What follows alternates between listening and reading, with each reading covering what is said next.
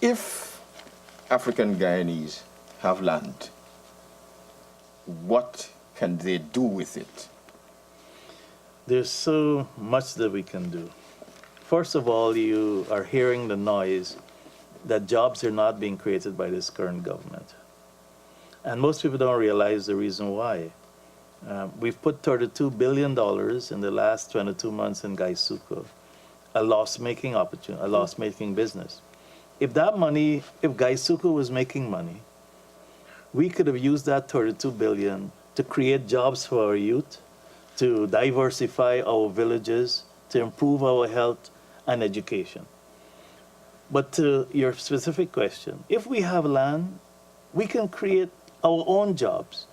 We can create our own industries. We have oil now. In the next 5-10 years, we'll have cheaper energy to go into agro-processing, to do the things that we need to do. But you need the land to collateralize it so that you can get money from the bank to develop. So land is very central. Also, as much as no one wants to speak about it, we need to move from the coast. Climate change means that in 20, 30 years, our entire coasts, where our villages are at risk. So we need land to move there to create our own villages that are sustainable, because I don't want to see another 2009 where we lost 60% of GDP in a week and we have nowhere to go. So we need our land now, land reparations, so that we could start looking at generational wealth creation, so we could start looking at food security, so we could start moving from the coast, because ultimately we have to. And with the energy we've now found, we will be able to create sustainable energy industries, because food is short globally, water is short globally. And once we have our land, we'll have water, and with energy, we can create jobs. We can build our own communities again, like the village movement. You know what is interesting is that when one listens to everything that has been said here, reparations seems to be synonymous with development. It is. Well, it is. It has to be. It has to be. But what is strange, listening to us talk about this, what is funny is that we Africans were the only people who owned land in Guyana.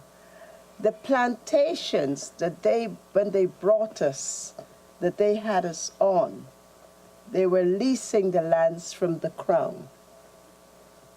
They were leasing the lands from the crown. So isn't it ironic that we who owned our land, we bought the villages, so we owned them. We owned the land.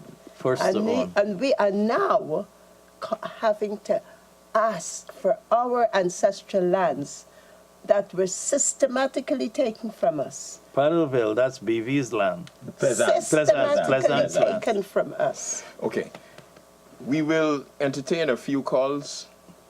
We'll entertain a few calls. So to the listeners who are sharing this moment with us, you are free now to call.